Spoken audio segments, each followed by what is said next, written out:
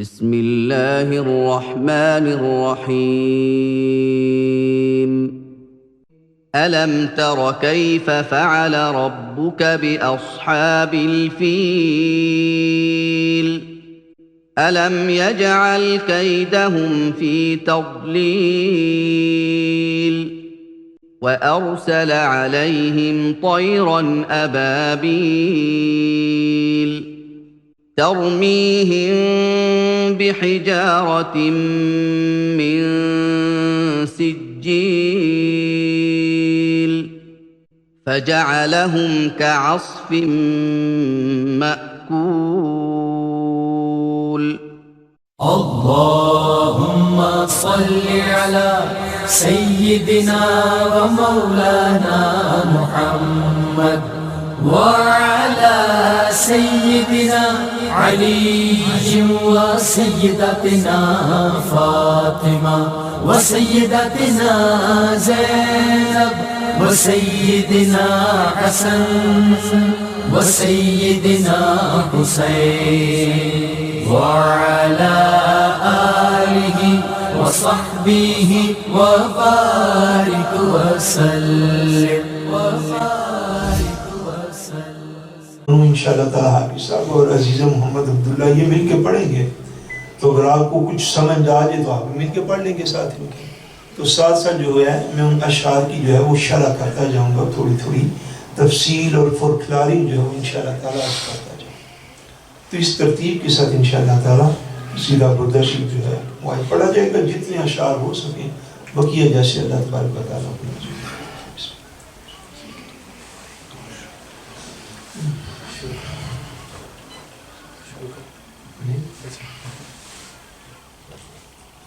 الحمدللہ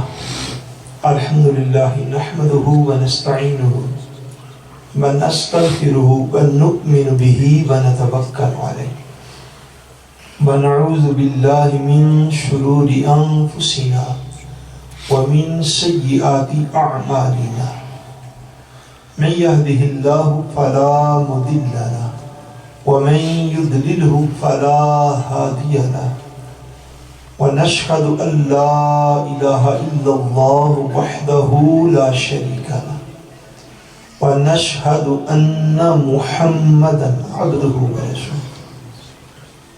أما بعد، أعوذ بالله من الشيطان الرجيم. بسم الله الرحمن الرحيم. ورفعنا لك ذكرك. صدق الله العظيم. ان اللہ وملائکتہ یصلون علی النبی یا ایہا الذین آمنوا صلوا علیہ وسلموا تسلیما. اللہم صلی علی سیدنا ومولانا محمد وعلی آلہ وصحبہ وبارک وسلم. اللہم صلی علی سیدنا ومولانا محمد وعلی آلہ وصحبہ وبارک وسلم. الصلاة والسلام علیکہ یا رسول اللہ وعلا آلکہ واصحابکہ یا حبیب اللہ. اللہ تبارک و تعالی وحدہ لا شریک کا بے پایاں فضل و کرم اور احسان و انعام ہے کہ جس نے باعث تخلیق کائنات رحمت للعالمین شافع روز جزا خاتم النبیین حضور سیدنا محمد مصطفیٰ صلی اللہ علیہ وسلم کے مبارک وسیلہ سے ہم سب کو دولت ایمان عطا فرمائی. اللہ تبارک و تعالیٰ کما حق ہو ہم اس دولت کی قدر کرنے کی توفیق عطا فرمائے. بحمد اللہ تعالیٰ آج کے ماہانہ روحانی پروگرام میں 11ویں شریف میں جس مقدس اور بابرکت عنوان کا ہم آغاز کر رہے ہیں وہ شرح اور تفصیل ہے انشاءاللہ تبارک و تعالی تاریخ اسلام کی عظیم نعت شریف اور وہ عظیم قصیدہ جو حضور کی بارگاہ میں لکھا گیا جس قصیدہ کو قصیدہ بردہ شریف کہتے ہیں. بولیے سبحان اللہ. اس قصیدہ کو کیا کہتے ہیں؟ قصیدہ بردہ شریف.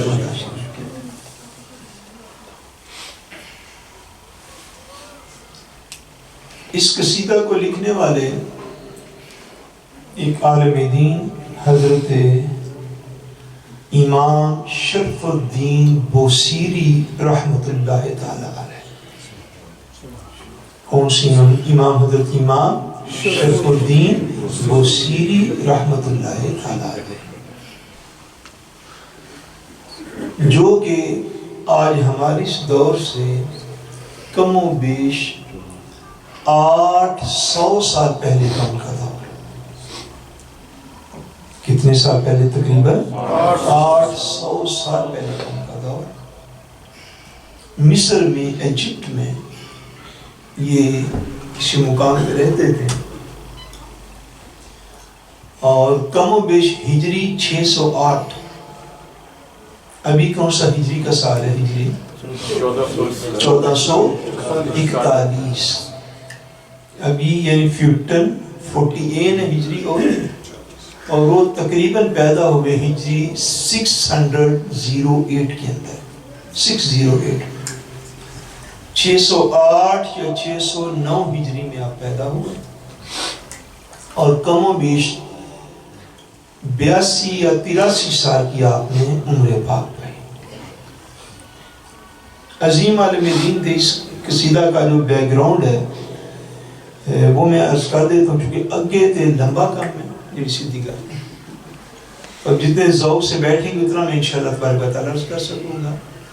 لیکن اس کا بیک گراؤنڈ جو ہے وہ بڑا عظیم الشان روحانی بیک گراؤنڈ ہے، اور چونکہ یہ ایک روحانی مجلس ہوتی ہے تو اس میں روحانیت کی باتیں جو ہیں وہ اس لیے اب ہم نے شروع کی ہیں. کبھی درس مثنوی شریف جو ہے وہ دے دیتے ہیں، ابھی درس قصیدہ بردہ شریف ہم نے شروع کیا. آپ دعا کریں اللہ کریم اس کو مکمل کرنے کی توفیق کرے. حضرت امام شرف الدین بوصیری رحمت اللہ تعالی علیہ وہ بیمار ہوئے اور عرصہ دراز تک بیمار رہے. کوئی کم و بیش 12-14 سال بیمار رہے، عرصہ دراز تک بیمار. اور بیماری بگڑتے بگڑتے آپ کو کوڑ کا مرض ہو گیا. جذام بھی جسے ہم کہتے ہیں، کوڑ کا مرض ہو گیا. آپ کو پتہ ہے وہ کیسا مرض ہے کہ جس میں جسم میں جو ہے وہ چھالے بن جاتے ہیں، چھالوں میں جسم کے اندر خدا نخواستہ پیپ پڑ جاتی ہے، اس بندے سے بڑی بری اسمیل آتی ہے. اور کبھی کوڑ کا مرض جس بندے کو لگ جاتا تھا اسے اٹھا کے اپنے گاؤں سے بستی سے لوگ باہر پھینک آتے تھے. بڑا جان لیوا مرض ہے. اللہ کے انسان کو محفوظ رکھے. حتیٰ کہ مرض وہ جب بگڑتا ہے تو انسان کے جسم کا گوشت جو ہے یہ خود بہت ٹکڑے ٹکڑے ہو کے نیچے گرنا شروع کر دیتا ہے. یہ کوڑ کا مرض ہوتا ہے. جسم کے اندر پیپ پڑ گئی، گوشت گرنا شروع ہو گیا. حضرت امام شرف الدین بوصیری رحمت اللہ تعالی علیہ کوئی پلس مائنس اور کی سیرت پاک میں آتا ہے وہ 12-14 سال کوڑ کے مرض کے اندر گرفتار. چارپائی کے ساتھ لگ گئے تھے، اٹھنا مشکل ہو گیا. انتہائی بیماری جب ہوئی تو جب صحت مند تھے تب شاعر بھی تھے، یعنی عالم دین بھی تھے اور شاعر بھی تھے، اشعار لکھا کرتے تھے. ایک دن خیال آیا حضرت امام شرف الدین بوصیری کو اس بیماری کی حالت میں کہ میں کیوں نہ آج اپنے آقا کی بارگاہ میں کچھ اشعار لکھوں، کیوں نہ حضور کی بارگاہ میں کوئی قصیدہ لکھوں، کوئی شعر لکھوں، کوئی نعت لکھوں حضور کی بارگاہ. ایک چیز بات کو سمجھیے گا ضرور ایک ہوتی ہے انسان کی طلب، ایک ہوتی ہے اس کی چاہت۔ مثلا فور ایگزامپل اگر کسی بندے کو بھوک نہیں لگی ہوئی تو اس کے سامنے آپ ہرن بھی روسٹ کر کے رکھ دیں، اس کو بھوک نہیں ہے، اس کے سامنے بڑی اعلیٰ چیز جو ہے وہ بنا کے سنوار کے اس کے سامنے کھانا پیش کر دیں تو وہ شاید کھانا بنانے والے کی محنت اور اس کی مشقت پر تعریف کا ایک جملہ بھی نہ بولے، اور دوسرا بندہ جو بھوکا ہے جس نے کئی دن سے کھانا نہیں کھایا، اس کو آپ ایک بریڈ کا پیس دے دیں تو آپ کے سارے خاندان کے لیے دعائیں کرتا ہوا چلا جائے۔ کیوں؟ اس کو طلب نہ تھی۔ جس کے آگے ہرن کا گوشت رکھا اس کے اندر بولیے اس کے اندر طلب نہ تھی، اور جس کو بریڈ کا پیس دیا اس کے دل میں اس کی طلب تھی۔ یہ بڑی خاص ایک بات ہے اگر آپ دل کے کانوں سے اس بات کو سننے والے۔ تفسیر قرآن مجید سے باعظمت کوئی چیز کائنات میں نہیں۔ کیوں؟ سب سے باعظمت چیز جو اس کائنات میں موجود ہے وہ اللہ تعالیٰ کا کلام ہے، وہ قرآن مجید۔ میں اب چھوٹی دیگر مثالیں نہیں دیتا، سب سے باعظمت چیز جس کا بیان ہو سکتا ہے وہ تفسیر قرآن مجید ہے اس کائنات میں۔ اب بات کو سمجھیے، ساری محافظ سے زیادہ نورانیت والی چیز تفسیر قرآن مجید کا بیان ہے جس محفل میں ہو رہا ہے۔ اچھا، دین کی طرف ہمارے مسلمانوں کی مسلمان ہونے کے باوجود جو بظاہر رغبت کم ہے، رغبت ہمارے دلوں میں کم ہے، شوق وہ نہیں رہے۔ کیوں؟ کہ دل میں طلب موجود نہیں ہے، دل میں اس کی چاہت، اس کی بھوک، اس کی پیاس، یعنی یہ طلب ہونا، یار میں کم علم ہوں، یار میں کمال کم علم بندہ ہوں کہ میں نے آج تک حضور صلی اللہ علیہ وسلم کی سیرت کو بھی نہیں پڑھا سنا، میں ایسا کم علم ہوں میں نے آج تک حضور صلی اللہ علیہ وسلم کے فرمان پر مشتمل کسی بھی کتاب کا درس کبھی سنا پڑھا نہیں، یار میں ایسا کم علم ہوں، اتنی میری عمر ہوگی 40-50 سال میری زندگی کی زمین پر گزر گئے ہیں تو آج کے دن تک میں نے اللہ کی کلام کو پڑھا سنا نہیں ہے کہیں سے، چونکہ دل کے اندر طلب موجود نہیں ہے۔ اس لیے یہاں پہ کسی امیر المفسرین کو بھی لا کے بٹھا دیں تو بات بننے والی اس لیے نہیں کہ دل کے اندر طلب موجود نہیں۔ یہ دل کی طلب بڑی اعلیٰ چیز ہے۔ امام بصیری خود چونکہ جس کیفیت میں تھے وہ کیفیت بڑی جو تھی وہ ایسی تھی کہ بھائی اس دن جب دل سے آواز اٹھی نا تو سیدھی مدینہ پاک قبولیت پا گئی۔ بعض اوقات احباب فون کرتے ہیں تو وہ مجھے کہتے ہیں جی ہمیں استخارہ کر دیں، کئی فون آتے ہیں تو میں انہیں پھر یہ عرض کرتا ہوں کہ علماء نے یہ طریقہ کار اختیار کیا ہوا ہے اور یقیناً جائز ہے، کہ میں یہ عرض کرتا ہوں طلب آپ کی ہے، چاہت آپ کی ہے، ضرورت کوئی آپ کی ہے، تو اس ضرورت کو جیسے آپ بارگاہ رب العزت میں خود پیش کر سکتے ہیں، میں کیسے پیش کروں گا؟ آپ میری بات کو سمجھیے۔ میں ہمیشہ یہ ہم پہ فالو کرتا ہوں کہ جو آکرت سنت پاک کا طریقہ ہے آپ خود اس کے اوپر عمل کیجئے۔ عشاء کے بعد 2 نوافل پڑھیے، اس کے بعد یہ دعا ہے میں سینڈ کر دوں تو یہ دعا مانگیے، اس کے بعد رب العزت کی بات میں ہاتھوں کو پھیلا لیجئے۔ کیوں؟ طلب آپ کے سینے میں ہے۔ آپ اس فلسفی کو سمجھ رہے ہیں یا نہیں؟ چاہت آپ کی ہے، ضرورت آپ کی ہے، جو طلب آپ کی اس طلب کو کوئی اور بندہ کیسے پیش کرے؟ بھائی جس کی طلب ہے وہی نہیں پیش کر رہا، یعنی طلب ہونا سینے میں اور طلب کا نہ ہونا، اس میں چیز کا بڑا فرق آ جاتا ہے۔ امام بصیری کے دل میں طلب تھی، 12-14 سال ہو گئے تھے بیڈ پہ لگے ہوئے، سینے میں طلب پائی جاتی تھی، اللہ تو مجھے صحت فرما دے۔ اس سینے کی طلب نے یوں ان اشعار کی شکل اختیار کی کہ امام بصیری حضور صلی اللہ علیہ وسلم کی بارگاہ میں قصیدہ لکھنے کے لیے بیٹھے تو لکھنے کیا بیٹھے؟ جب شروع کیا حضور کی بارگاہ میں قصیدہ کو لکھنا تو 1 2 4 5 6 نہیں، یہ جو میں اور آپ سنتے رہتے ہیں اکثر، امام بصیری نے یہ قصیدہ لکھا، قصیدہ بردہ شریف، اور اس کے کم سے کم 162 اشعار اس کی کتابوں میں موجود ہیں،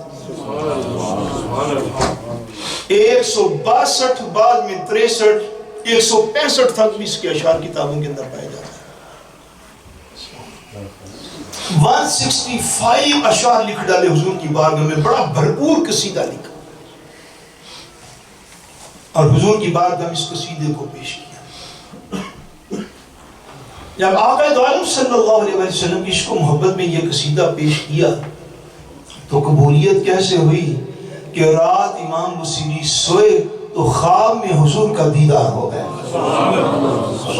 حضور کا دیدار ہو گیا۔ اللہ نے حضور کو حضور کی امت کے اعمال سے مطلع رکھا ہوا ہے، یہ ہمارا عقیدہ ایسے ہے کہ نہیں؟ بولیے۔ حضور نے فرمایا میری امت جو بھی اعمال کرتی ہے وہ میری بارگاہ میں پیش کیے جاتے ہیں۔ فرمایا تمہارے اچھے اعمال دیکھ کر اللہ کا شکر ادا کرتا ہوں، اور تمہارے برے اعمال دیکھ کر رب کی بارگاہ میں تمہارے لیے استغفار کرتا ہوں۔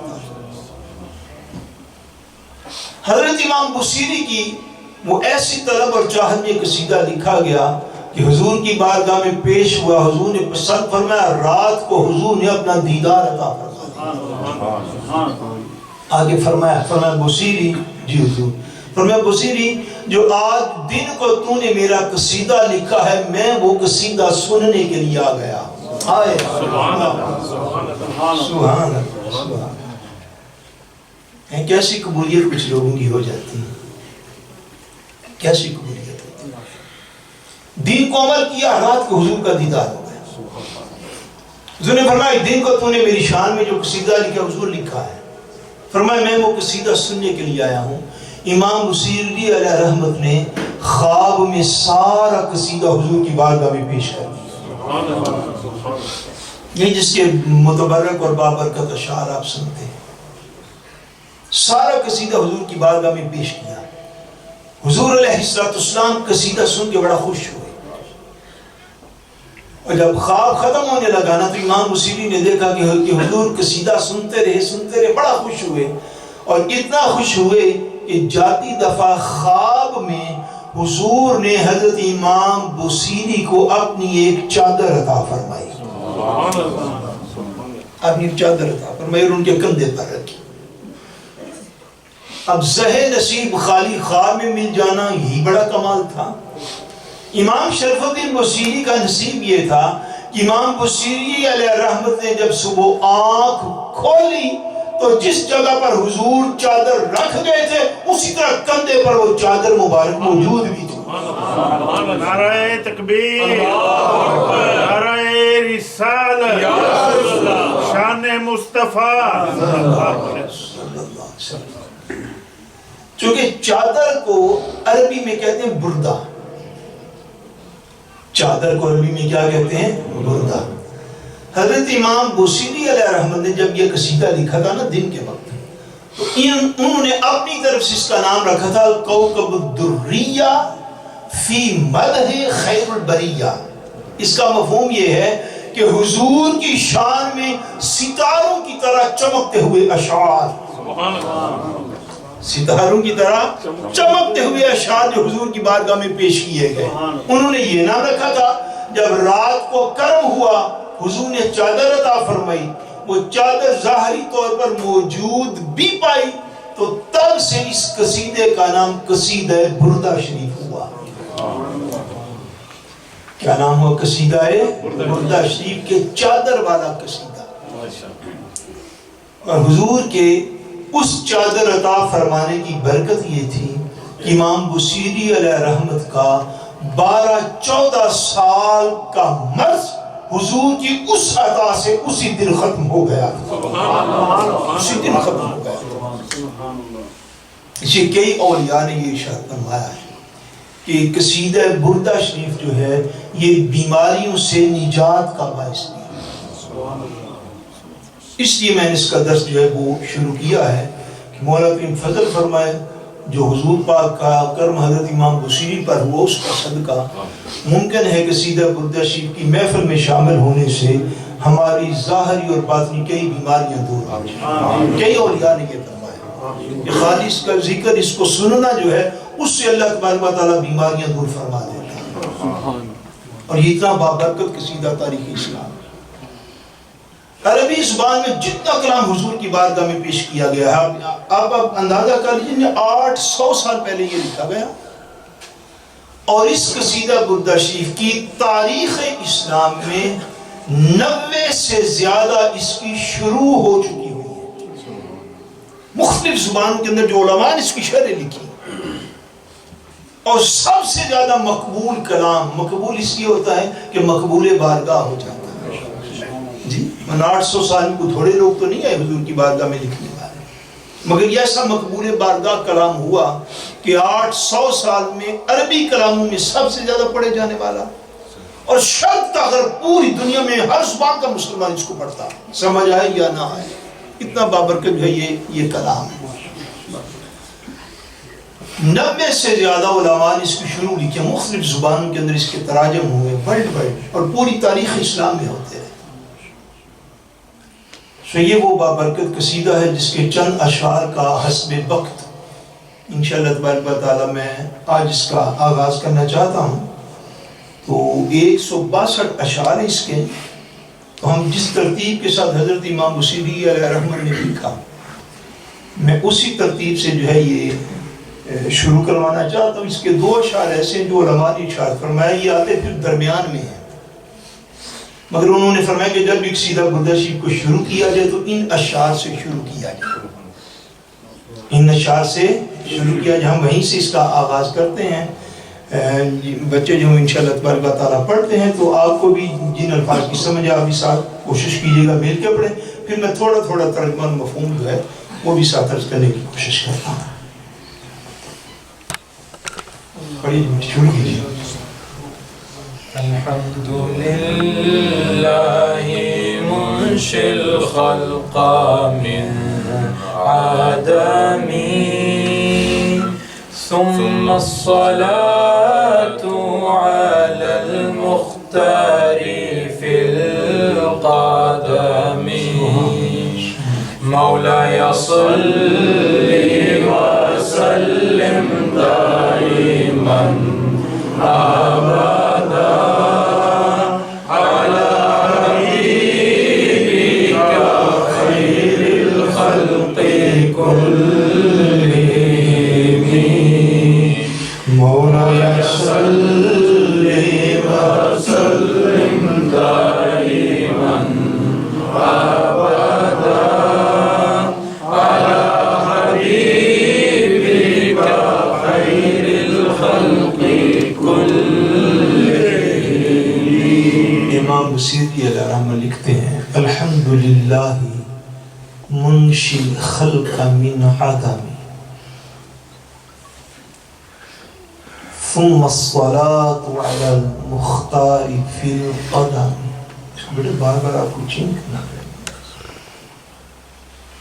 عرض کرتے ہیں کہتے ہیں کہ تمام خوبیاں اللہ تبارک و تعالیٰ کے لیے تمام تعریفیں اللہ تبارک و تعالیٰ کے لیے ہیں. منشئ خلق من عدمی جو مخلوق کو عدم سے پیدا کرنے والا ہے. سبحان اللہ آپ نے بولا سمجھا میں دوں گا جتنا بولوں گا وہ ضرور سمجھاؤ گے انشاءاللہ.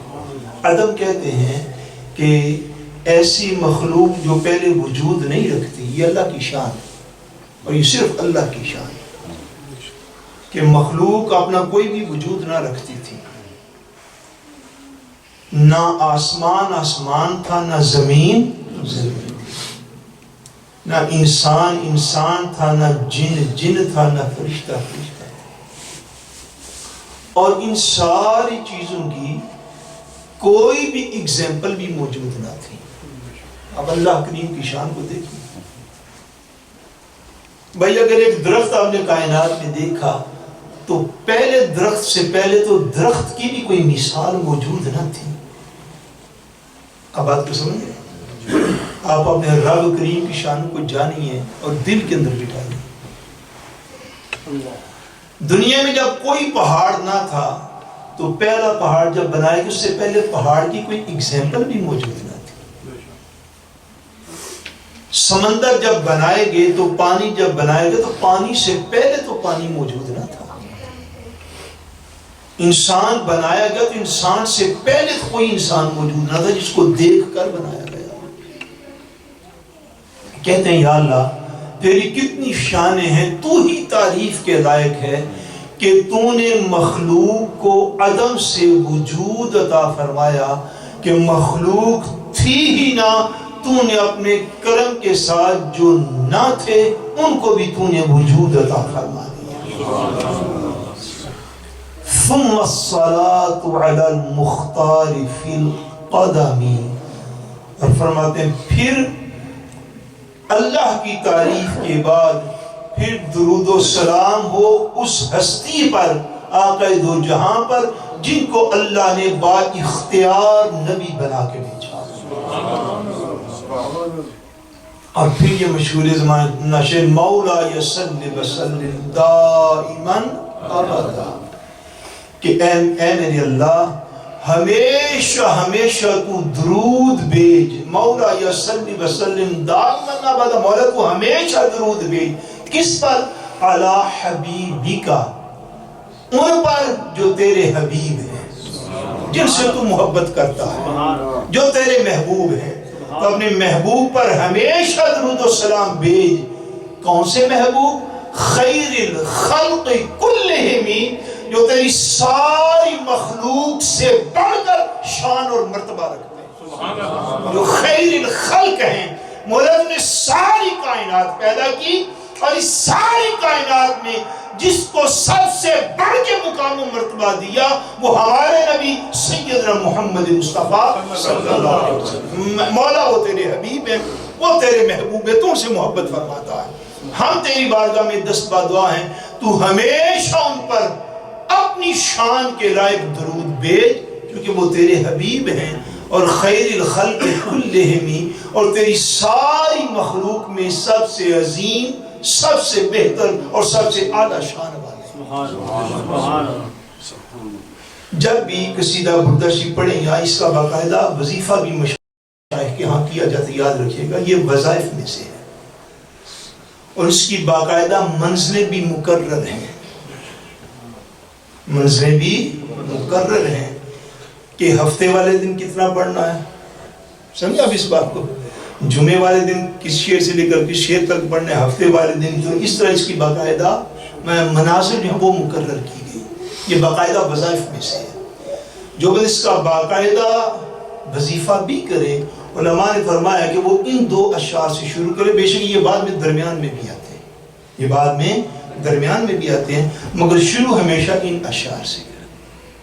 اب باقاعدہ آپ نے جہاں سے قصیدے اپنے کا آغاز کیا وہ اشعار جو وہ آپ پڑھی بیٹھے اس کو شروع کیجیے۔ من تذکر جیران بذی السلام مزجت دمعا جرى من مقلات بدمي أم هبت الريح من تلقاء كظيمات أو مضى البرق في الظلماء من إضامي. بس ایک دفعہ درمیان میں مولا صلی اللہ علیہ وسلم پڑھ دیتا مولا صلی وسلم دائما ابدا على حبيبك خير الخلق كلهم. یہاں میں ختم کروانا تو ایک دفعہ یہ ساتھ پڑھ دیتے تاکہ سب اس برکت میں شامل رہیں۔ امام بصیری علیہ رحمت اس قصیدہ کو شروع کرتے ہیں اور کہتے ہیں امین تذکر جیران بذی سلامی مزجت دمعا جرى من مقلة بدمی. اللہ اکبر. یہ یعنی اشتہارات ہیں. پھر شاعری کے کچھ مخصوص جو ہیں وہ شعر یعنی شعر ہوتا ہے بڑے مخصوص انداز میں آپ نے اس کو شروع کیا ہے، جس کو جو ہے وہ شاعری کی اصطلاح میں اس کو تجرید بھی کہتے ہیں، جو ان معاملات میں اس کو استعمال کیا گیا ہے، اور اس کو برات استحلال بھی کہتے ہیں. مگر اس کا مفہوم یہ ہے کہ امام بصیری عرض کرتے ہیں یعنی خود کو ایک فرضی شخصیت، اس کا جو آغاز اس کو ذرا تھوڑا مشکل ہے لیکن توجہ سے سمجھیے گا. یعنی شاعر جب کوئی بات کرنا چاہتا ہے تو اپنے آپ کو الگ رکھتا ہے اور ایک فرضی شخصیت کے طور پر دو شخصیات آپ سمجھ لیجیے کہ ایک دوسرے سے بات کر رہی ہیں. ایک وہ خود ہے اور ایک آگے ایک فرضی شخصیت ہے جس کو سپوز کیا گیا، جس کو جو ہے ایک فرضی شخصیت کے طور پر رکھا گیا. وہ جو فرضی شخصیت ہے وہ شاعر سے پوچھ رہی ہے، وہ شاعر سے پوچھ رہی ہے کیا من تذکر جیرانی بذی سلمی، کیا تو نے ذی سلم جو ہیں، ذی سلم جیران، جیران کہتے ہیں ہمسائے کو، جیران کسے کہتے ہیں؟ ہمسائے کو. وہ کہتے ہیں شاعر جو ہے وہ پوچھ رہا اس بندے سے، یا وہ بندہ شاعر سے پوچھ رہا ہے کہ کیا تو نے جو ذی سلم ہمسائے ہیں ان کی یاد میں تم نے اپنی آنکھوں سے آنسو اس لیے بہائے ہیں کہ تمہیں وہ ہمسائے یاد آ گئے؟ مزاجت دمعا جرامی مقلت بدمی ام حبت الریح حبت الریح من تلقاء کاظمت وَأَوْمَدَ الْبَرْقُ فِي الظَّلَمَاءِ مِنْ إِدَمِ. مقلہ کہتے ہیں آنکھ کو، مقلہ کسے کہتے ہیں؟ آنکھ کو. اور ذو سلم یہ مکہ شریف اور مدینہ شریف کے درمیان ایک جگہ کا نام ہے. آگے فرمایا محبت الریح من تلقاء کاظمۃ، کیا کاظمہ کی طرف سے جو ہوا چلی تو اس وجہ سے رو رہا ہے؟ اس کا میں مفہوم عرض کروں گا، آپ کا ایمان تازہ ہو جائے گا. کاظمہ کیا ہے؟ کاظمہ جو ہے یہ بھی مدینہ منورہ کے قریب ایک جگہ کا نام. کاظمہ مدینہ پاک کے قریب ایک جگہ کا نام ہے. تیسری جگہ جس کا وہ یہاں پہ بطور اشتہارہ یوز کرتے ہیں وہ ایدم ہے. اس جگہ کا کیا نام ہے؟ ایدم. ایدم جو ہے یہ بھی مدینہ منورہ کے قریب ایک وادی کا نام ہے. ٹھیک ہے، اب آپ اس کا ترجمہ سمجھیے پھر میں اس کا مفہوم عرض کرتا ہوں. کہتے ہیں کہ کیا تو نے ذی سلم کے ہمسایوں کی یاد میں اپنی آنکھوں کے آنسوں کو جاری کیا ہوا ہے؟ تو کس لیے رو رہا ہے؟ کیا تجھے ذی سلم کے ہمسائے یاد آ گئے، یا کاظمہ کی طرف سے کوئی ایسی ہوا چلی جس نے تجھے تمہارے محبوب کی خبر دے دی، یا ادم کے پہاڑوں پہ کوئی بجلی چمکی جس نے تجھے اپنے محبوب کا رخ دکھا دیا ہے؟ یہاں سے بات کا آغاز کرتے، اس میں اپنے دکھ اور کرب کا اظہار. میں نے 12-14 سال سے بیمار تھے. وہ کوئی کیفیت تاری ہوئی، حضور صلی اللہ علیہ وسلم کی جانب جو ہے وہ رون کی متوجہ ہو گئے. اب وہ اپنے سارے دکھ اور کرب کا اظہار جو اس کا آغاز یہاں سے کر رہے ہیں کہ بھائی تو آج رو کیوں رہا ہے؟ یہ قصیدہ لکھنے والے تو رو کیوں رہا ہے؟ اچھا، جو محبت کی بات ہے نا وہ محبت کے دائرے کے اندر ہو تو زیادہ مزہ دیتے ہیں. حواس آپ نے پوری سوچ سمجھی تو فکر متوجہ رکھ کے تو ان دو شعروں کو سمجھ لیا. اب وہ یہ کہتے ہیں حضور کی بارگاہ میں قصیدہ شروع کرنے حضور کے نام کا، لیکن پہلے جتنے بھی اشعار ہیں تو 12-14 اس میں کہیں پہ بھی حضور صلی اللہ علیہ وسلم کا ظاہراً ذکر نہیں ہے. قصیدہ حضور کے نام کا لکھنا. بات کو شروع کرتے ہیں تو بعد میں بظاہر حضور کا نام نہیں لیتے ہیں. کرتے کیا ہے؟ یہ محبت کے تقاضے ہیں. کرتے کیا ہے؟ کبھی نام لیتے ہیں ذی سلم کا. ذی سلم کیا ہے؟ مکہ اور مدینہ کے درمیان ایک جگہ کا نام ہے. کبھی نام لیتے ہیں ایدم کا. ایدم کیا ہے؟ مدینہ منورہ کی کسی وادی کا نام ہے. کبھی نام لیتے ہیں کاظمہ کا. کاظمہ کیا ہے؟ یہ بھی مدینہ منورہ کے قریب والی کسی جگہ کا نام ہے. اچھا مدینہ منورہ کا نام بھی نہیں لے رہے. آپ اس بات کی سمجھ نہیں آ رہی کہ عشق جو ہے یہ چھپا کے رکھنے والی چیز ہے. اب بات سمجھیں، محبت کا ایک تقاضا ہے کہ محب جو ہے وہ اپنے محبوب کو اور اپنی محبت کو چھپا کے رکھتا ہے. بھئی بات ایسے ہے کہ نہیں؟ فطری طور پر بندہ جس سے محبت کرتا ہو تو بندہ اپنی محبت کو، محب اپنی محبت کو چھپاتا ہے. یہ دور اب نکلا ہے کہ اللہ کا نام بعد میں دو تو لوگ تڑپتے رہتے ہیں. یہ محبت کا دکھاوا ہے. دل میں ہو یا نہ ہو تڑپنے پھڑکنے کا رجحان یہ ابھی نکلا ہوا ہے. یہ بات میری سازہ ذہن میں رکھیے. بھائی محبت ہے، محبت اس بات کا تقاضا کرتی ہے کہ اس کو چھپا کے رکھا جائے جتنی بھی چھپ سکتی ہے.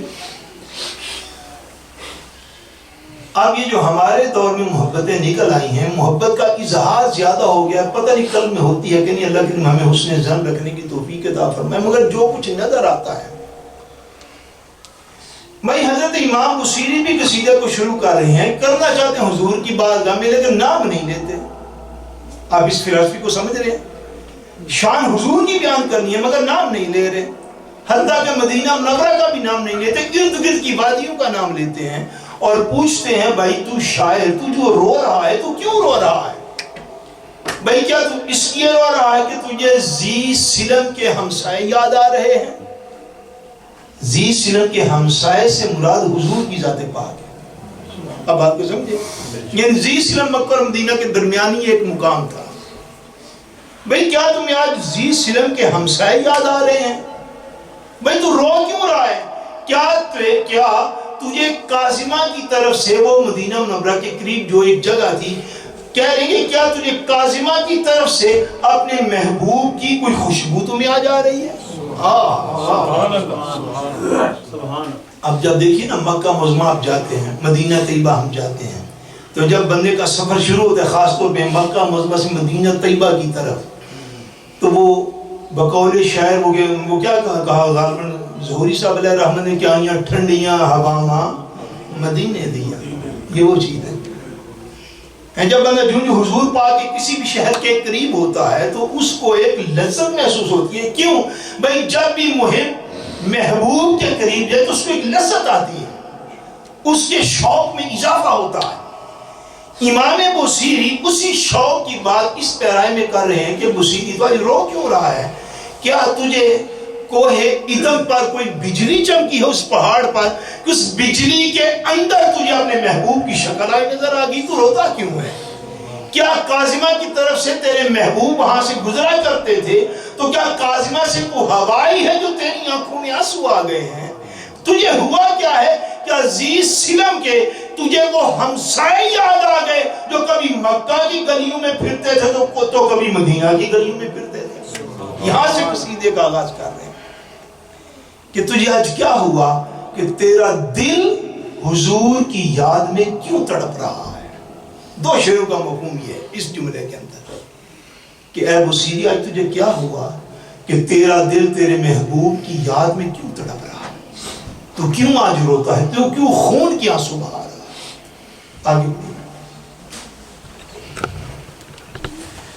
فما لعينيك إن قلت كفوفا هامتا وما لقلبك إن قلت استفق يا هيمي أيحسب الصب أن الحب منكتم ما بين منسجم منه ومضطرم لولا الهوى لم ترق دمعا على طلل ولا أرقت لذكر الباني والعالم مولاي صل وسلم دائما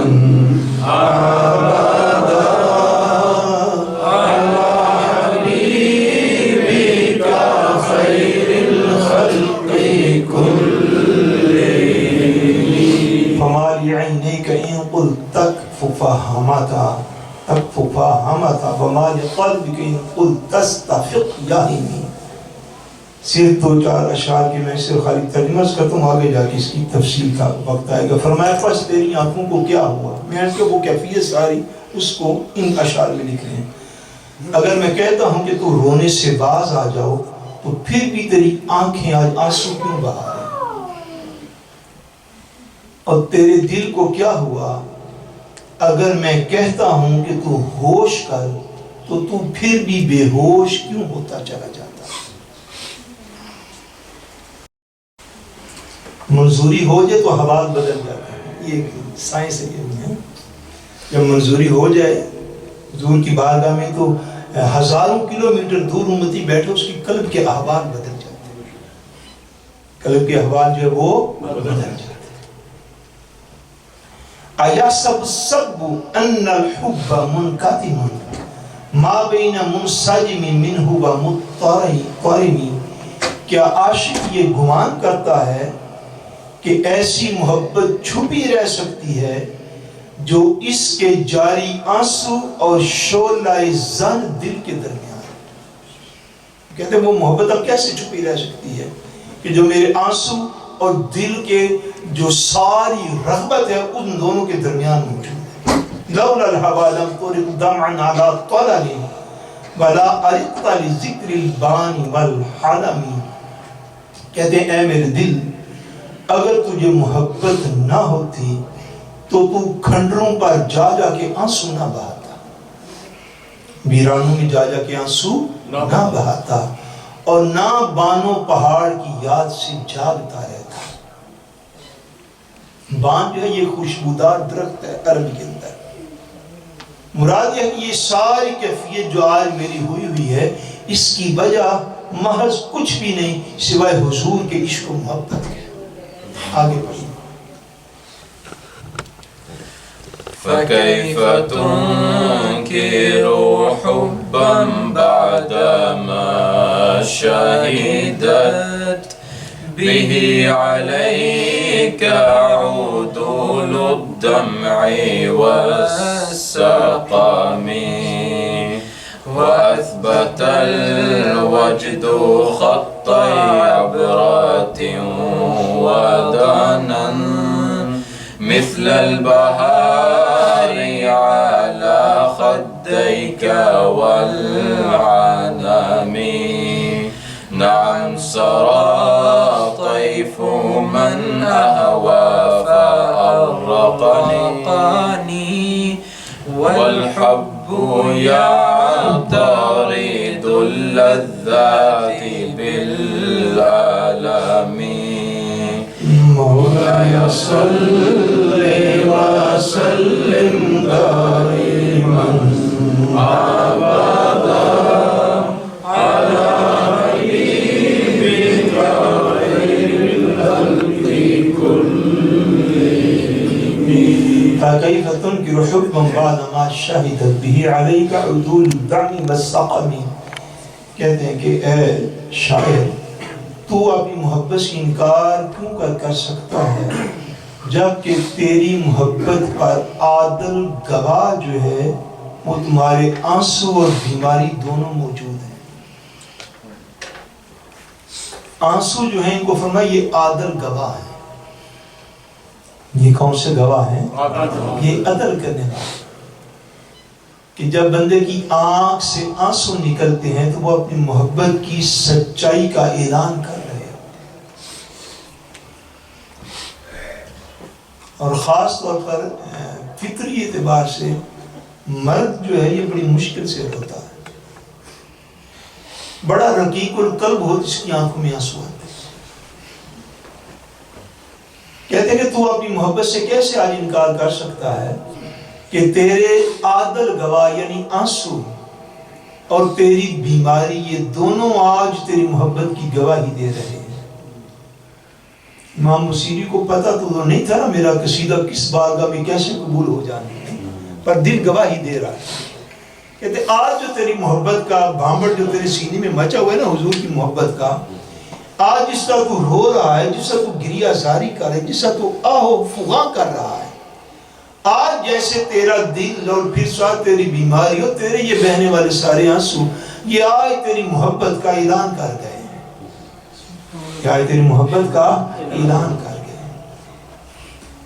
اب اثبت البجد خط عبرت ودنا مثل البہار علی خدیک والعنمی. بہار جو ہے یہ بھی خوشبودار زرد پھول کو کہتے ہیں، اور عنم جو ہے یہ حجاز کے علاقے میں، حرمین کے علاقے میں ایک درخت ہوتا ہے جس سے سرخ پھول پیدا ہوتے ہیں، اور وہ سرخ پھول لمبے ہوتے ہیں، اس وجہ سے انہیں اپنے محبوب کی انگلیوں کے ساتھ تشبیہ دیتے ان پھولوں کی. اس کو آپ نے یہاں پہ استعمال کیا اور کہا کہ عشق نے، محبت نے، تیری بیماری نے، رو رو کر یہ جو تیرے رخسار ہیں ان کے اوپر جو نشان پڑ گئے ہیں یہ بھی تیری محبت کی آج گواہی دے رہے ہیں. آپ کو پتا ہے کہ حضرت امیر المومنین امام المتقین حضرت سیدنا عمر فاروق رضی اللہ تعالیٰ عنہ، کون سے صحابی؟ سیدنا عمر فاروق رضی اللہ تعالیٰ عنہ. آپ کی سیرت پاک کے حوالے سے علماء نے بیان فرمایا ہے کہ سیدنا عمر فاروق رضی اللہ تعالیٰ عنہ کے یہ جو رخسار مبارک تھے نا، آپ اللہ تبارک و تعالیٰ کے خوف میں اتنا زیادہ روتے تھے کہ آپ کے مبارک رخساروں پر اس رونے کے بھی نشان پڑے. جو محبت حقیقی ہے اس کی بڑی لذات ہے، نصیب ہونے کی بات ہے. نصیب ہو جائے تو وہ حضرت امام بصیری کو چونکہ نصیب ہو گئی تھی، اب وہ ایک کیفیت کو اس میں درج کرتے جا رہے ہیں کہ اے بصیری، یہ جو تُو نے رو رو کے یہ حال کر لیا ہے کہ تیرے چہرے پر بھی ان آنسو کے نشان پڑ گئے. یہ جو تُو نے رو رو کر کبھی تو اس طرح منہ کرتا ہے، کبھی اس طرح منہ کرتا ہے، کبھی تجھے لگتا ہے کہ وہ ادم سے جو ہے وہ بجلی چمکی ہے، کبھی تجھے لگتا ہے کاظمہ سے خوشبو آ رہی ہے، کبھی تجھے مختلف مقامات سے حضور صلی اللہ علیہ وسلم کی یاد کا یہ جو تمہیں احساس ہو رہا ہے، یہ سارا کچھ، یہ ساری تیری محبت کی نشانیاں تو آج پوری ہو گئی. نام سرا طیف من احبا فارقنی والحب یعترض اللذات بالعالمی. اب آگے پہلے وہ سارا میں نے عرض کیا کہ فرضی شخصیت بنا کے سوال و جواب کر رہے ہیں اپنے ساتھ. اب جب وہ فرضی شخصیت سوال کر رہی ہے تو اس شعر میں آگے 8ویں 10ویں شعر میں آگے یا 7ویں 8ویں شعر میں آگے پھر امام بصیری اپنی طرف سے اقرار کر رہے ہیں، نعم ہاں مجھے لگتا ہے مجھے حضور سے محبت ہو گئی ہے. سبحان نعم ہاں لگتا کچھ ایسے ہی ہے. نعم سرا طیف من احبا فارقنی. وہ کہتے ہیں ہاں رات کو مجھے اپنے محبوب کا خیال آیا، بس اس خیال نے مجھے جگا دیا ہے، اس خیال نے مجھے جگا دیا ہے. اور جب محبوب کی محبت کا خیال آتا ہے فرمایا والحب یعترض اللذات بالعالمی، تو محب اور محبوب کی محبت فرمایا جب بھی محب کو محبوب کی محبت کا خیال آتا ہے تو خوشیوں میں بھی بندہ رنج اور غم کی کیفیت میں مبتلا ہو جاتا ہے. محبت دل کو غمگین کرتی ہے، محبت دل کو غمگین کرتی ہے. آگے بڑھیں.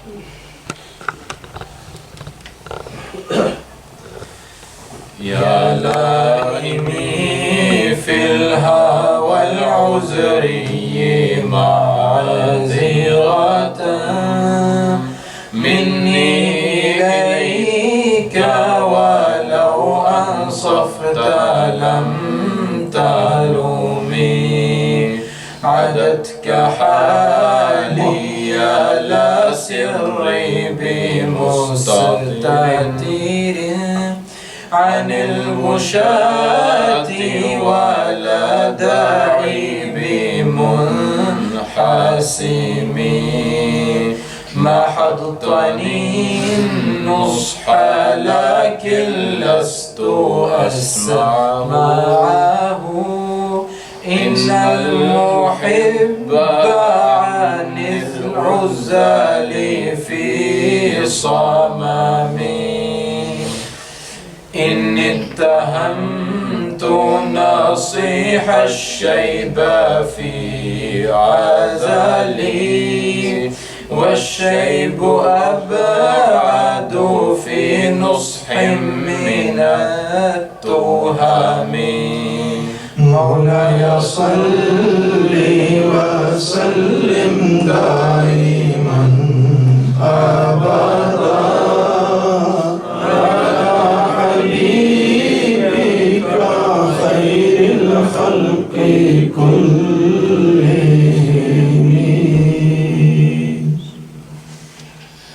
اللہ یعنی حضرت امام بصیری کہتے ہیں یا لائنی فی الحوال عذری معذرت منی الیک ولو انصفت لم تلومی. وہ اس فرد شخصیت کو کہتے ہیں یہ جو ہے نا لائنی حوال عذری، ہوا تو ہو گیا عشق، اور عذری یہ جو ہے اس سے مراد ہے کامل عشق کرنے والا، کامل محبت کرنے والا، سچا محب. یہ یمن کا ایک قبیلہ تھا بنو عذرا، اس کے لوگ بڑے مشہور تھے کہ وہ سچی محبت کرنے والے لوگ تھے. ان کے ساتھ آپ نے تشبیہ دی، فرمایا یا لائنی فی الہوى العذری معذرتاً، کہ اے عشق عذری میں ملامت کرنے والے مجھے معذور رکھ. اگر تو انصاف کرتا ولو انصفت لم تلومی، تو کبھی مجھے ملامت نہ کرتا کہ یعنی میں نے یہ اپنا حال کیوں بنا رکھا ہے، اور میرا حال تیرے سوا اوروں تک پہنچ چکا. اب نہ تو میرا بھید غمازوں سے پوشیدہ ہے، نہ میرا مرض دور ہو سکتا ہے. محر دتنی نسخہ لیکن لست اسمعہ ان المحب عن العزال فی صممی. کہتے کہ تو نے خواہ مجھے نصیحت کی، میں اس کو سن نہیں سکتا، کیونکہ محبت کرنے والا ملامت کرنے والوں کی ملامت سے بہرا ہو جاتا ہے. ان اتہمت نصیح الشیب فی عذلی والشیب ابعد فی نسخی عن التہمی. اللہ اکبر. یہاں سے جو کلام کا نیا رخ شروع ہو رہا ہے، اس کی ناصحانہ ایک دو باتیں عرض کر کے میں بات کو بالکل ختم کرنے والا ہوں. میرا خیال ہے کہ لنگر شفا کو عشاء سے پہلے کھلا کے پھر عشاء کی نماز پڑھی جائے گی جیسے آپ کہیں گے، لیکن آخری ایک دو چیزیں تاکہ اگلا مضمون جو ہے اس کی بنیاد جو ہے وہ آپ کے ذہن میں آ جائے. یہاں سے کلام کا رخ جو ہے وہ بدل رہا ہے. فرماتے ہیں اللہ اکبر.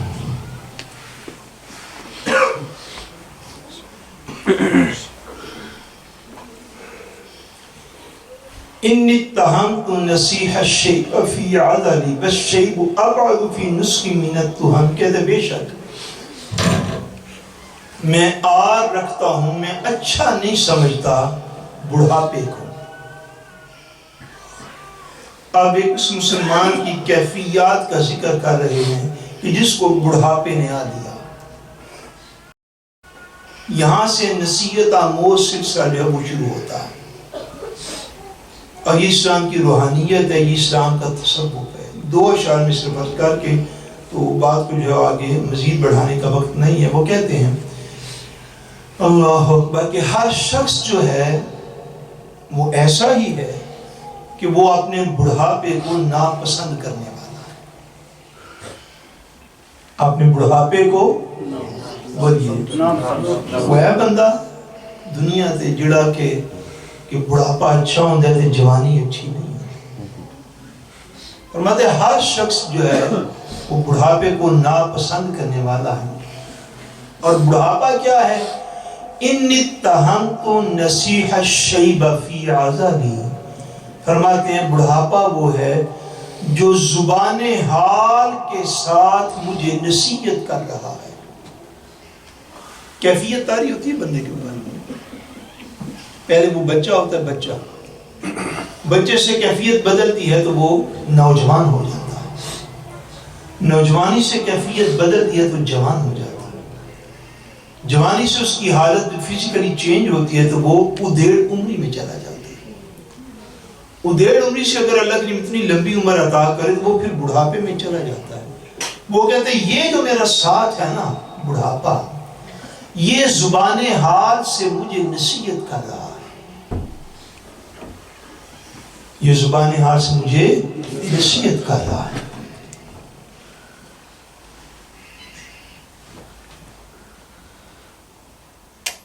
فَإِنَّ أَمَّارَتِي بِالسُّوءِ مَتَّعَظَتْ مِنْ جَهْلِهَا بِنَظِيرِ الشَّيْبِ وَالْحَرِمِ.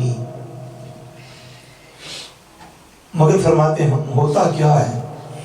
فرمایا فَإِنَّ أَمَّارَتِي بِالسُّوءِ مَتَّعَظَتْ کہ بے شک انسان کا نفس امارہ جو ہے وہ اس بڑھاپے کی حالت میں بھی اسے گناہ کی طرف مائل کرنے والا ہے. اس بڑھاپے کی حالت میں بھی اسے گناہ کی طرف مائل کرنے والا ہے. من جہلها بنظیر الشیب والحرم. اور فرماتے ہیں کہ وہ اتنا جاہل نفس ہے، اتنا جاہل نفس ہے کہ اپنی جہالت کے سبب وہ بڑھاپے میں اپنی اس عمر کے آخری حصے میں بھی عبرت حاصل کرنے کے لیے تیار نہیں.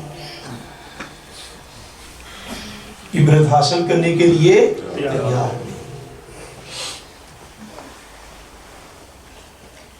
وہ لوگ جو بڑھاپے کی دہلیز پہ پہنچ کے 5 وقت کی نماز کی پابندی نہیں کر سکے، وہ امام شرف الدین بوصیری کی الفاظ کو سمجھنے کی کوشش کی.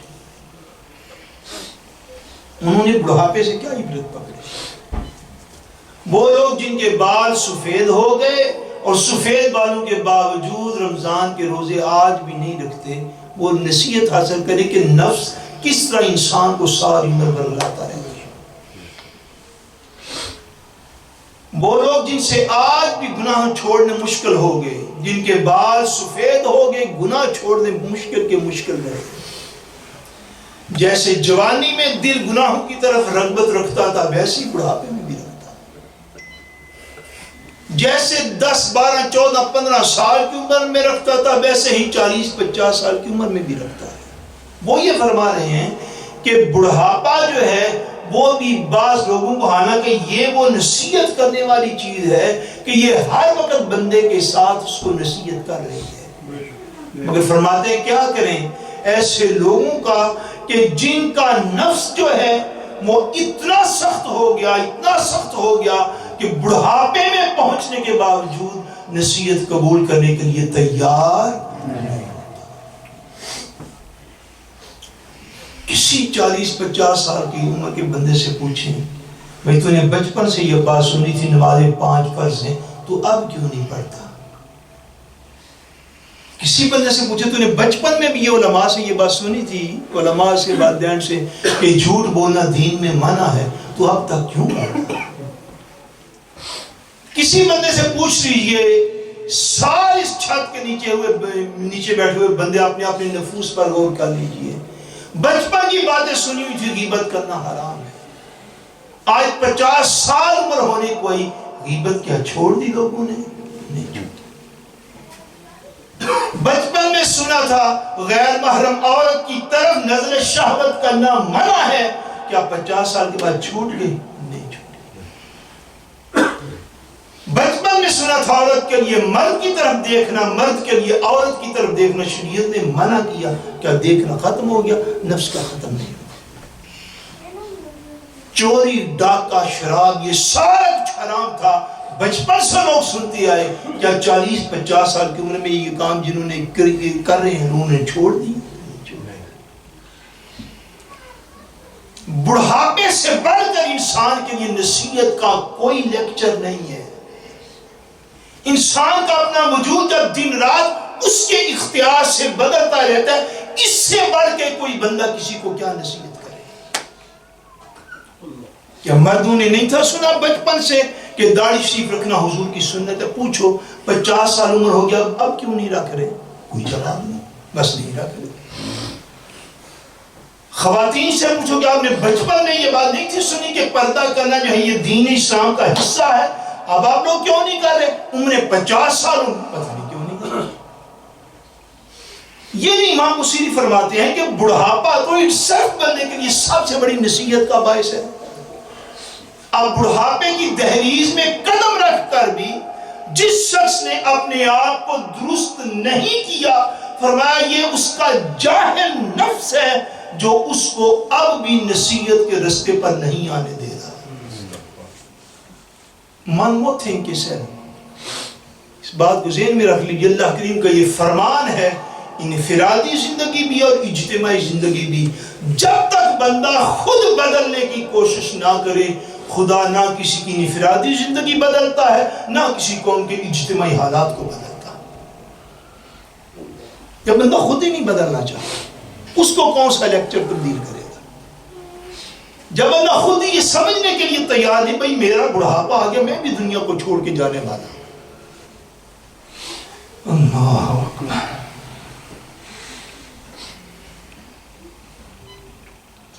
اب اگر تھوڑے اگر کہیں تو میں خود ایک دو شعر جو وہ پڑھ دے تو فرماتے ہیں وَلَا أَعُدْتُ مِنَ الْفِعْلِ الْجَمِيلِ قِرَا ضَيْفٍ أَلَمَّ بِرَاسِ غَيْرَ مُحْتَشِمٍ.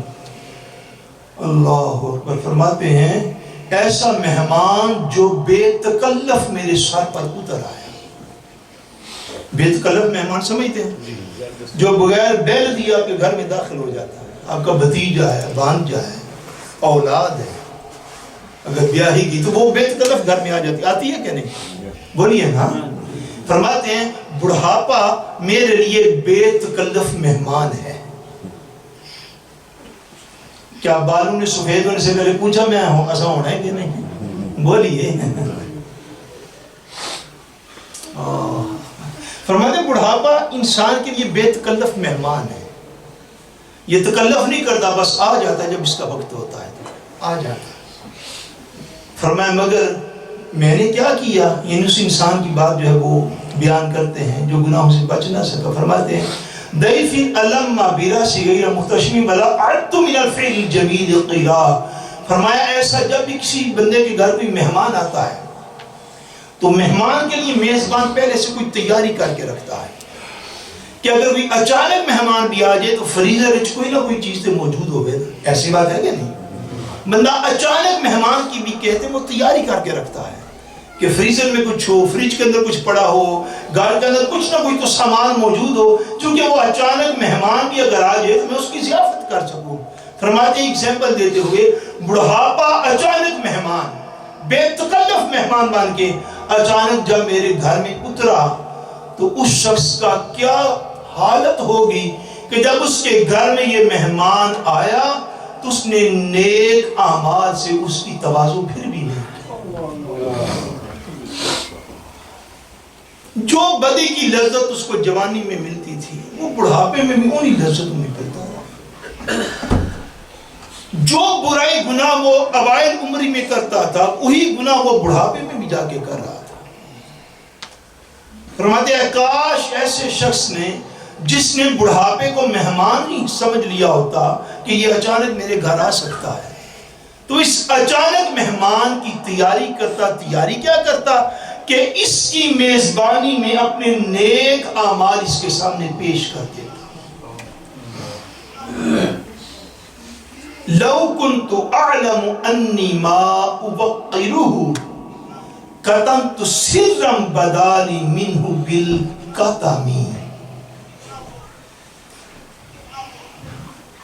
آگے احوال بیان کرتے ہیں. یہ آخری شعر بیان کر کے میں بات کو آج ختم کر دیتا ہوں. کہتے ہیں کہ اگر میں جانتا ہوتا نا کہ میں اس بوڑھے اس اچانک مہمان یعنی بڑھاپے کی عزت نہیں کر سکوں گا، اس اچانک مہمان کی عزت نہیں کر سکوں گا. عزت سے کیا مراد ہے؟ بابا سمجھ گئے؟ یہ بار بار دہرایا. عزت سے مراد نیک اعمال. عزت سے کیا مراد؟ صاحب عزت سے کیا مراد؟ فرماتے اگر مجھے یہ خبر ہوتی نا کہ میں اس بڑھاپے کی عزت نہیں کر سکوں گا، اس مہمان کی عزت نہیں کر سکوں گا، تو قطام تو سرم بدالی منہ بالقطامی، تو میں اپنے سفید بال ظاہر نہ ہونے دیتا، ان کے اوپر کوئی کلر ہی کر لیتا. شاعری ہے، میں کوئی کلر ہی کر لیتا اوپر، کوئی رنگ ہی چڑھا لیتا، کوئی خضاب ہی جو ہے وہ لگا لیتا ان کے اوپر. اس سے بھی وہ لوگوں کو یہ تنبیہ کرنا چاہ رہے ہیں، یہ اشارہ دینا چاہ رہے ہیں کہ اب تمہارے بال سفید ہونے کو آگے اور ہو گئے. اب اگر بال سفید ہو گئے تو اب تو کچھ اپنا خیال کر لو، اب تو آخرت اور موت کو اپنے قریب سمجھو، اب تو اپنی پچھلی زندگی کے حوال اور روٹین اور عادتوں کو بدل ڈالو، اب تو اپنے آپ کو موت کے لیے، آخرت کے لیے، قبر کے لیے تیار کر لو. اب تو تمہارے پاس وقت ہے، اب تو سوچ لو، سمجھ لو کہ تم زندگی کا ایک حصہ گزار چکے ہوئے ہو اور اب موت تمہارے بالکل سر پر آ گئی. جیسے آپ نے سنا ہوگا علماء ربانیین نے اس چیز کو بیان کیا ہے کہ امیر المومنین صحابی رسول حضرت سیدنا عمر فاروق رضی اللہ تعالیٰ عنہ کے حوالے سے بعض علماء نے لکھا ہے آپ کے اپنے ایک سیکریٹری رکھا ہوا تھا. کیا رکھا ہوا تھا؟ سیکریٹری رکھا ہوا تھا، ایک خادم ساتھ رکھا ہوا تھا، غلام. بھلا اس کی ڈیوٹی آپ نے کیا لگا رکھی تھی؟ کہتے ہم نے اس کی ڈیوٹی لگا رکھی تھی کہ جب میں امور سلطنت سے فارغ ہوں، جب میرے پاس گو تھی تو تھوڑا سا فارغ ہوں. ویسے حضرت عمر فاروق رضی اللہ تعالیٰ عنہ کے پاس گو تھی، گزرا کوئی نہیں. اس اعتبار سے امیر المومنین ہونے کے بعد آپ کو پتہ ہے آپ کے حوال کیا تھے کہ امیر المومنین رضی اللہ تعالیٰ عنہ نے 10.5 سال حکومت کی مسلمانوں پر. کتنے سال؟ 10.5 سال. اور سیرت نگاروں نے لکھا ہے کہ 10.5 سال میں حضرت عمر فاروق رضی اللہ تعالیٰ عنہ نے ایک دن بھی، جس کو کہتے ہیں نا ٹک کے سونا اور آرام دہ نیند سونا اور کمر پیچھے سیدھی کر کے بستر پر تسلی سے 8-10 گھنٹے نیند پوری کرنی.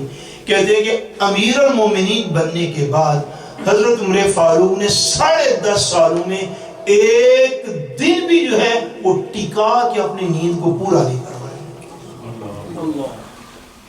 امور سلطنت کرتے کرتے جب تھک جاتے، تقاضے بشریت ہوتا، کوئی درخت ملتا اس کے ساتھ ٹیک لگا لیا، نیند تھوڑی پوری کر لی.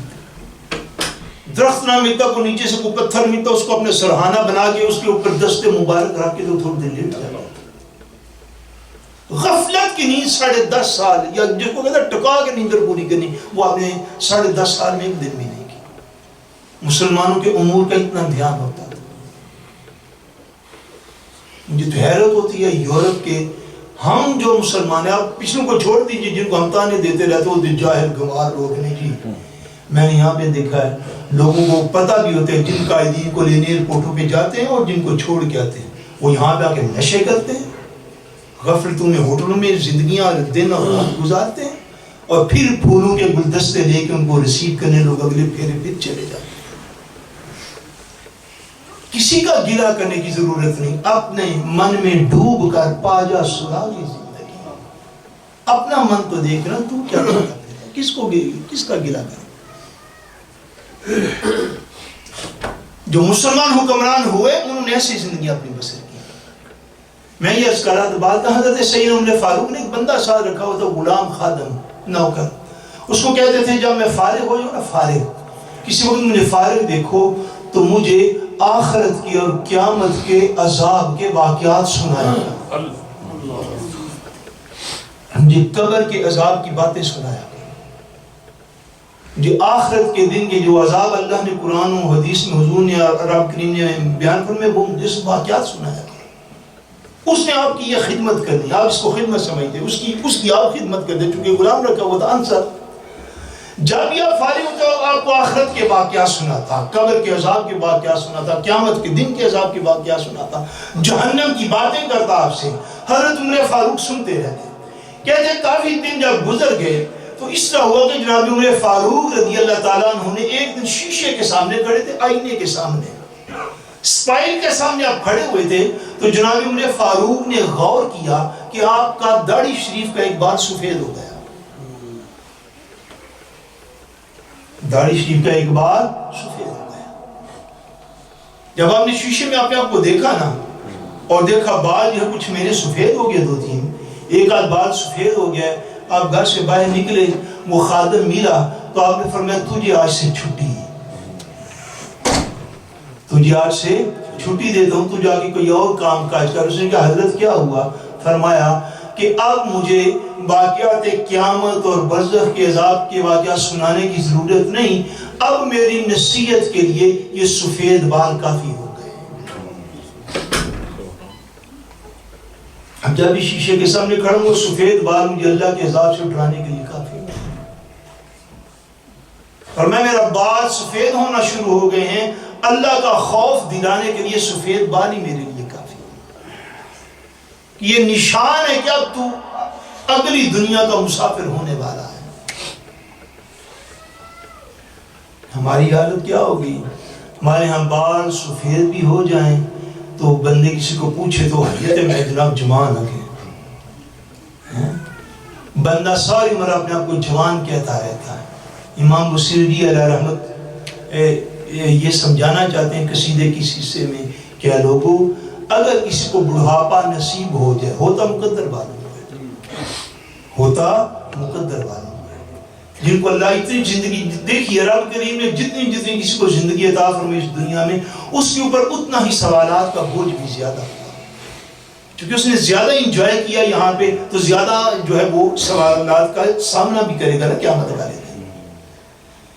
اب جب اس کو اتنی لمبی خدا تعالیٰ نے عمر دی, اتنی لمبی عمر دی کہ اس کے بال اس روئے زمین پر سفید ہو گئے, تو اس نے اپنے اس جو اچانک مہمان یا بے تکلف مہمان جو اس کے گھر آ گیا تھا, اس نے اس کی عزت اگر نیک اعمال سے نہ کی تو اس سے بڑھ کر خسارے والا کوئی بندہ موجود نہیں. نوجوان بیٹوں بیٹیوں کو آخری نصیحت کرنا چاہتا ہوں, یہ بات ذہن میں رکھ لو کہ جو آج تمہارے سامنے بوڑھے بنے بیٹھے ہیں صفوں پر, منبروں پر, جس بھی جگہ پر دیکھو, یہ بوڑھے بھی کبھی جوان تھے. سنو اس بات کو سمجھ لو, جو جوانی میں نہیں سدھرا اس کا بڑھاپا اس کو سدھار نہیں سکتا. میں تو ساری زندگی کا نچوڑ آپ کے سامنے لے کے رکھ رہا ہوں. شیلڈن, ویلڈی شیلڈن, بہت کم لوگ ایسے ہوئے دنیا کے اندر جس کی جوانی نہیں سنبھلی اس کا بڑھاپا نہیں سنبھلے گا. جس کی ینگ ایج میں جس نے اللہ کی عبادت کا ذوق اختیار نہیں کیا, مجھے بتائیے, پوچھ کے گن کے بتا دیجیے اپنے چچاؤں سے, اپنے ماموں سے, اپنے بھائیوں سے, اپنی ماؤں سے, اپنے باپوں سے پوچھ کے بتا دیجیے مجھے اگلے ہفتے تک کتنے لوگ ہیں جو جوانی میں بے نماز تھے, بڑھاپے میں آگے تہجد گزار ہوئے. پرسنٹیج نکال کے دیکھ لیجئے, آپ کو اپنی جوانی کی آج ہی قدر ہو جائے گی. پوچھئے جا کے اپنے گھروں میں اپنے والدین سے کہ بابا آپ 15-16 سال کی عمر میں اگر بے نماز تھے تو کیا 50 سال کی عمر میں آپ تہجد گزار ہو گئے؟ آپ کو 90% بندے ایسے نظر آئیں گے جو پکے 5 وقت کے نمازی بھی نہیں, تہجد تو بڑی دور کی بات. کیوں؟ نوجوانوں وہ بھی یہی سمجھتے تھے کہ ہم کل کر لیں گے, ہم پرسوں کر لیں گے. کل اور پرسوں نے ہماری زندگیاں ختم کر کے رکھ دی. 50 سال گزر گئے کل پرسوں کر کے. جس کو کسی نیک صحبت میں جا کر نیکی کا خیال آ گیا, اللہ کا فضل سمجھو اور اس پر اسی دن جم جاؤ. یہ سبق ہے قصیدہ بردہ شریف کی نشار کا. جس نے جوانی میں نیکی کے اوپر استقامت اختیار نہیں کی, وہ بڑھاپے میں بھی جا کے استقامت اختیار نہیں کر سکے گا. اس لیے تو فرمایا شخص کی کیا حالت ہوئی, اس کے پاس بڑھاپا بے تکلف ہو کر آ گیا, مگر وہ اپنے مہمان کی نیک اعمال سے عزت نہیں کر سکا. سارے معاشرے کو دیکھ لو, اور آج نوجوان اپنے آپ کی اصلاح کریں. اللہ تبارک و تعالیٰ وحدہ لا شریک نیک لوگوں کا صدقہ ہم سب کا خاتمہ بالایمان فرمائے. اور حضرت امام شرف الدین بوصیری کو جو فیض نصیب ہوا، اللہ کریم اس فیض کا صدقہ اس محفل پاک میں ہم سب کی جملہ ظاہری اور باطنی بیماریاں دور فرمائے. وما علینا الا البلاغ.